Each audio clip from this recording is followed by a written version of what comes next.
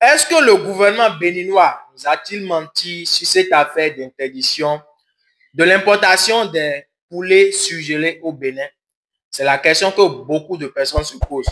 Parce que la fois dernière, j'avais eu à discuter avec l'un de mes collègues qui disait que le gouvernement nous a menti. Parce que jusqu'à présent, on n'a encore rien vu d'officiel. En tout cas, rien pour le moment qui prouve réellement que ils ont interdit l'importation de ces poulets-là. Parce que vous allez remarquer toujours dans les poissonneries que ces poulets sont toujours vendus.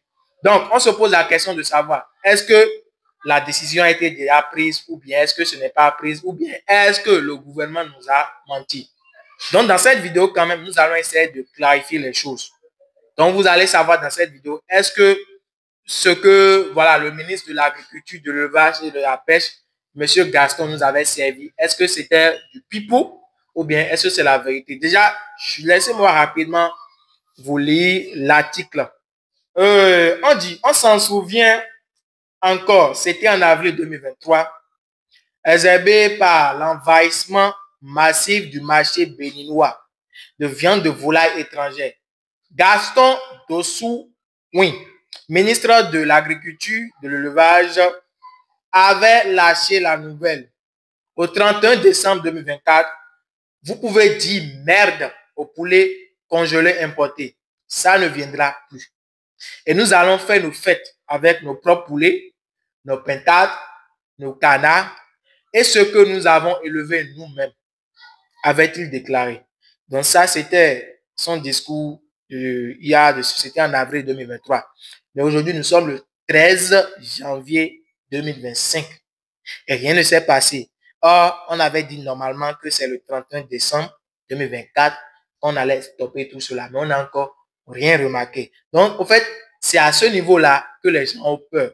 La crainte des gens se situe à ce niveau. Alors, avant de commencer le côté critique, laissez-moi d'abord vous dire le pourquoi cette décision a été prise. Le pourquoi on a dit que le 31 décembre 2024, nous allons interdire l'importation des poulets surgelés. OK?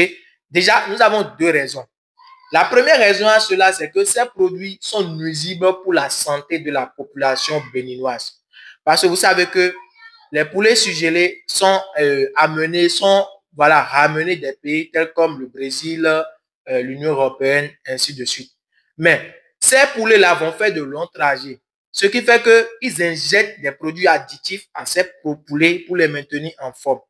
Et ces poulets-là font des mois dans des conteneurs sur des bateaux avant de venir sur notre territoire, sur le territoire béninois.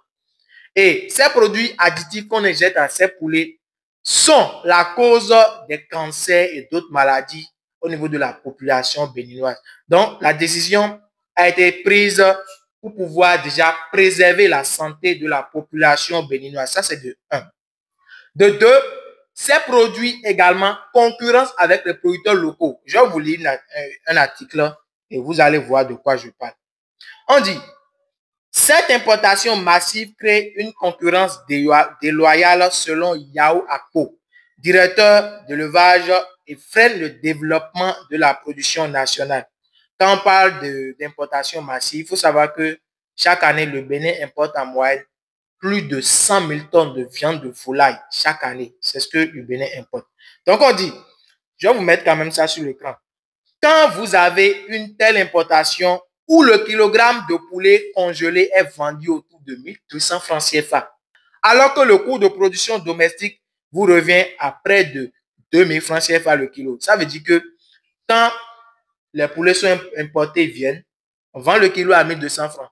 Or, quand un Béninois décide de produire le poulet, en moyenne, les coûts de production reviennent à 2000 francs. Or, pour que ce producteur puisse vendre le poulet, parce que pourquoi on fait un business, c'est pour pouvoir gagner. Donc, pour que ce producteur-là puisse gagner encore, réaliser des bénéfices, il faudrait qu'il ajoute encore de l'argent au coût de production qui revient déjà à 2000 francs CFA. Ce qui a fait que le coût de vente va revenir élevé. OK? Il est évident que face à une telle concurrence déloyale, aucun promoteur ne saurait investir dans la production du poulet de chair.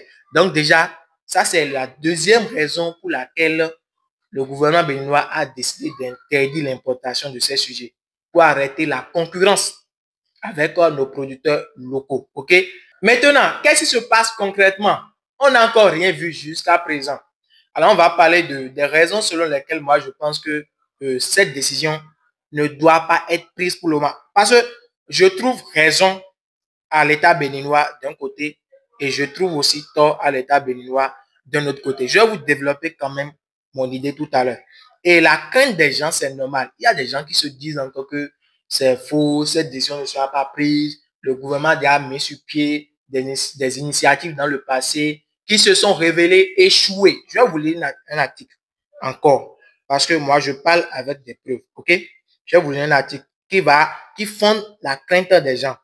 Ici, par exemple, on dit, il convient de rappeler que le gouvernement avait antérieurement mis en œuvre plusieurs mesures d'interdiction dont l'application s'est révélée peu efficace.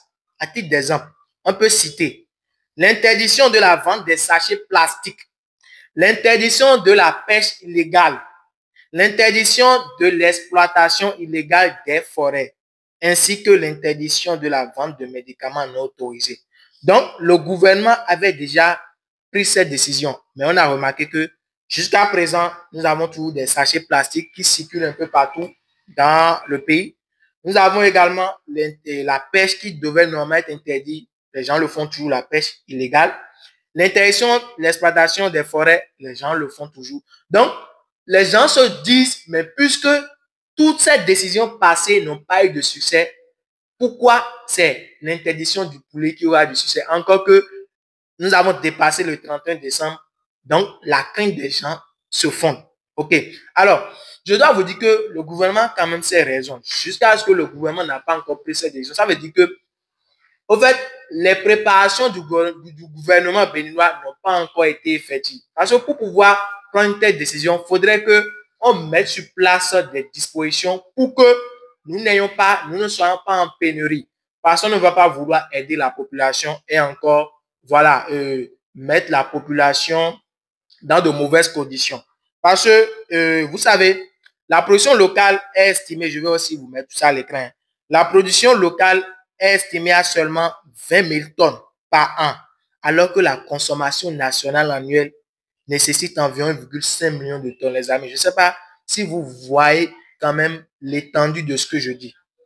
Ça veut dire que nous, producteurs, c'est-à-dire quand on prend les producteurs de poulet au Bénin, par exemple, ce qu'on produit par an, là, ça tourne autour de 20 000 tonnes.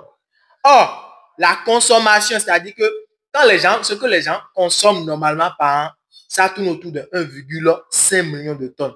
Ça veut dire que si on stoppe l'importation des poulets, nous, on ne produit que 20 000 tonnes. Alors, si vous faites 1,5 million de tonnes moins 20 000 tonnes, le reste là, qui va produire? Ouais, c'est une question. Qui va produire? Donc, en fait, l'État est en train de voir également de ce côté. Donc, il faudrait que l'État mette sur pied, des poussins aux dispositions des producteurs, l'alimentation et tout ça, tout ça. Parce que, déjà, vous savez que lorsque nous allons interdire l'importation, il y aura également une forte demande. Parce que le marché de 100 000 tonnes de viande de poulet qui est importé sera éliminé. Ça va revenir sur nous, les producteurs. Donc, il y aura une forte demande en matière de matière première. Parce que vous savez que le poulet mange du maïs. C'est le maïs, le soja, tout ça là. C'est tout ça là qui entre dans la fabrication d'aliments. Or, qui dit qu'il y a une forte demande, dit également que nous allons prendre, voilà, les matières premières en masse pour pouvoir fabriquer nos aliments. Mais s'il n'y a pas d'agriculteur qui va pouvoir nous produire des matières premières, on va trouver les matières premières. Ce qui va faire que les coûts de vente des poulets vont encore revenir cher. Est-ce que le Béninois a le pouvoir d'achat pour acheter un poulet de 1,2 kg, par exemple, à 10 000? C'est impossible. À 20 000, c'est impossible. Vous voyez? Donc, autre chose, c'est que le prix sera tellement élevé que les producteurs même, ils ne vont même pas savoir à qui vendre le poulet parce que personne ne va acheter. En fait, c'est face à tous ces problèmes-là que le gouvernement n'a pas encore pris une décision. Parce qu'il faudrait qu'on construise déjà les abattoirs, qu'on arrive déjà à s'approvisionner en poussin, en alimentation. Il faudrait que tout ça là soit au point d'abord avant qu'on interdise l'importation. Sinon, c'est autre chose qui va se passer au Bénin, les amis. C'est autre chose qui va se passer au Bénin. On va vraiment, c'est que il y aura une guerre entre les poulets et les hommes au niveau du maïs, par exemple. Parce que l'homme mange du maïs, l'homme prend du maïs pour pouvoir préparer, pour pouvoir faire la farine les farines pour pouvoir préparer du maïs. C'est également pour pouvoir préparer la pâte plutôt. C'est également le maïs qu'on utilise pour pouvoir fabriquer l'aliment des poulets. Donc, au fait, il y a une demande au niveau des producteurs pour le maïs. Il y a également une demande au niveau des gens qui consomment le maïs. Donc, il y aura une guerre entre les poulets et les hommes. Alors, il convient aussi de rappeler que dans les premiers mois, on sera en pénurie de viande. Parce qu'actuellement, il n'y a pas encore de grands cycles de production, il n'y a pas encore assez de producteurs pour pouvoir nous fournir en viande de poulet. Et mis à part ça, il n'y a pas encore quand même des dispositions qui ont été mises sur place pour pouvoir former les gens à pouvoir faire la production. Parce que vous savez que l'élevage de poulet également, c'est la connaissance. Il faut savoir ce que le poulet mange. Il faut savoir comment il faut traiter la maladie des poulets. Ce qu'il faut observer comme symptôme pour pouvoir savoir que tel poulet souffre de telle maladie. En fait, il manque encore de formation. Il n'y a pas encore assez de personnes qui sont déjà formées pour pouvoir se lancer dans ce domaine et pouvoir produire des poulets à la population béninoise. Donc, ce qu'on constate actuellement, c'est l'élevage archaïque. On ne peut pas seulement faire confiance à l'élevage archaïque pour pouvoir satisfaire une demande qui tourne autour de 1,5 million de tonnes par an. Vous-même imaginez, ce n'est pas possible. Alors, je vais mettre une parenthèse pour vous rappeler que chaque année, nous organisons 4 fois dans l'année des formations sur l'élevage des poulets Goliath. Donc, c'est une formation au cours duquel on vous montre quand même les techniques que nous utilisons pour pouvoir produire le poulet de A à Z. On vous montre ce que le poulet mange en fonction de l'âge. On vous montre les maladies, les traitements des poulets. On vous apprend le levage conventionnel, le levage biologique. Bien même que nous sommes spécialisés dans le levage biologique uniquement, on vous apprend les deux types de levage, de telle en sorte que vous-même, quand vous allez finir la formation, vous serez capable de choisir le style de levage qui vous convient. Et mis à part ça, au cours de cette formation, on vous apprend également à fabriquer votre aliment. Parce que l'alimentation, c'est 80% des dépenses. Si vous fabriquez votre aliment, si déjà le kilo de l'aliment acheté au veto, par exemple, vous revient à 400 francs, si vous fabriquez votre aliment, ça peut vous revenir à 250 francs. Donc, le reste de l'argent, vous pouvez utiliser ça pour pouvoir faire autre chose. C'est pourquoi il est important que vous puissiez savoir comment fabriquer votre aliment pour pouvoir réduire les dépenses. Puisque quand vous réduisez les dépenses, vous pouvez vous permettre de vendre le poulet au prix que vous voulez. Donc, cette formation, nous allons l'organiser bientôt et la prochaine formation va débuter dans quelques jours. Pour avoir plus de détails quand même, contactez-moi par ce numéro pour pouvoir réserver votre place. Et aussi de grâce, les places sont très limitées. Nous avons 10 places et actuellement, je pense que nous avons seulement 3 places qui sont disponibles. C'est une formation plus accompagnement parce que moi, j'estime que ça ne sert à rien de se faire former aujourd'hui si c'est que vous n'êtes pas accompagné parce qu'au cours de votre élevage, vous aurez des problèmes. Vous aurez des problèmes que vous allez rencontrer qui ne sont pas forcément abordés au cours de la formation. Mais à qui vous pouvez poser la question, à qui vous pouvez dire, OK, voilà, j'ai tel problème au niveau de mes poulets. Comment je dois faire pour résoudre ce problème? C'est là qu'intervient l'accompagnement. Donc, on vous forme et en plus, on vous accompagne également à pouvoir réussir votre production de poulet. Mis à part ça également, vous avez une formation, une attestation plutôt de fin de formation qui prouve réellement que vous avez fait une formation. Et si vous arrivez à n'importe quel endroit, vous pouvez montrer votre attestation. Ça peut vous aussi vous permettre de vous ouvrir certaines portes. Parce que vous savez que l'attestation de fin de formation aussi est très important. Comme je l'ai dit quand même, pour plus de détails, contactez-moi rapidement par ce numéro parce que les places vont très très vite. Vous savez qu'avec les réseaux sociaux aujourd'hui, l'information va très vite. La vidéo, je ne sais pas quand est-ce que vous êtes en train de regarder la vidéo pour l'instant quand même. Donc, c'est le moment de vite nous contacter et pouvoir réserver votre place pour pouvoir intégrer notre grande communauté de leveurs de poulets Goliath en Afrique. Ce n'est que comme ça que nous allons faire évoluer notre continent. Alors, nous allons revenir à notre sujet ici. Déjà, voilà un peu ce pourquoi le gouvernement n'a pas encore pris la décision parce que tout n'est pas encore au top. Ce que le gouvernement envisageait, au fait, dans ce laps de temps, ils n'ont pas encore accompli tout ça. Donc, ils ne peuvent pas interdire l'importation du poulet comme ça. Donc, c'est là que moi, je trouve raison au gouvernement. Alors, là où moi, je trouve un peu que le gouvernement n'a pas raison, parce que je vous avais dit au début que moi, je suis des deux côtés. Je pense que le gouvernement a raison. Le gouvernement n'a pas encore raison. Mais là où je pense que le gouvernement n'a pas raison, parce que Je vous disais la fois dernière que j'ai discuté avec mon ami et lui disait que voilà, ce truc d'interdiction d'importation, c'est un faux truc. Or, lui, il avait déjà lancé des productions. Il y a même des gens actuellement qui ont lancé près de 11 000 têtes de sujets parce qu'ils savent que le 31 décembre, on n'aura plus de poulet chez nous. Mais ces personnes commencent pas à se poser des questions et ces personnes vont encore se retirer du game. Or, si le gouvernement avait déjà officialisé la décision, c'est que ça va motiver les gens, plus de personnes à encore se lancer dans ce domaine.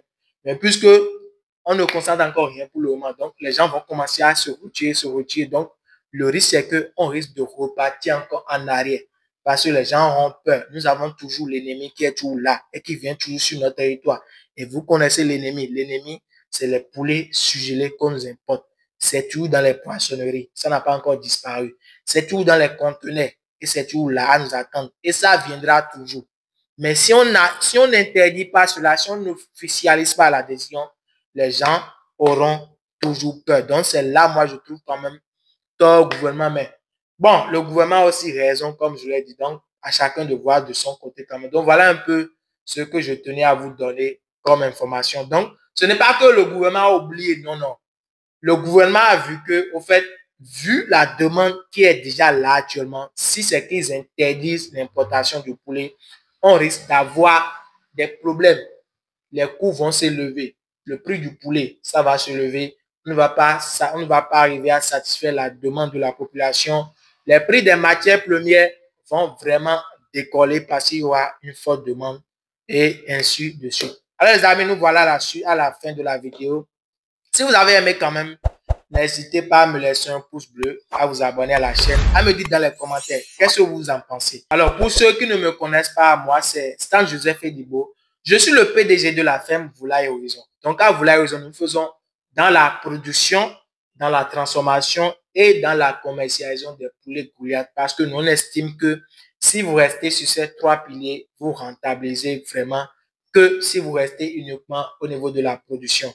Ce n'est pas pour rien que les restaurants, eux, ils achètent le poulet chez le producteur et réalisent des bénéfices de plus de 400% plus que vous qui avez produit le poulet. C'est pourquoi nous, on est sur les trois chaînes de production et c'est ce qui marche vraiment. Et nous sommes également spécialisés vraiment au niveau de l'élevage biologique.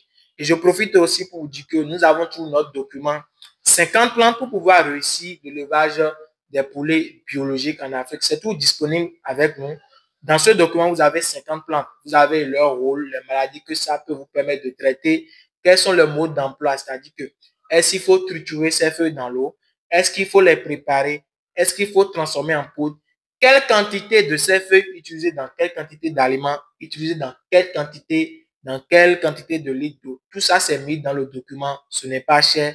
Ce n'est que à 10 000 francs CFA. Quand vous achetez le document, vous avez droit gratuitement à une formation sur le démarrage des poussins Goliath. Donc, n'hésitez pas quand même à nous contacter toujours par ce numéro. Et moi, je vous dis à la prochaine fois pour une nouvelle vidéo, bien sûr. Ciao.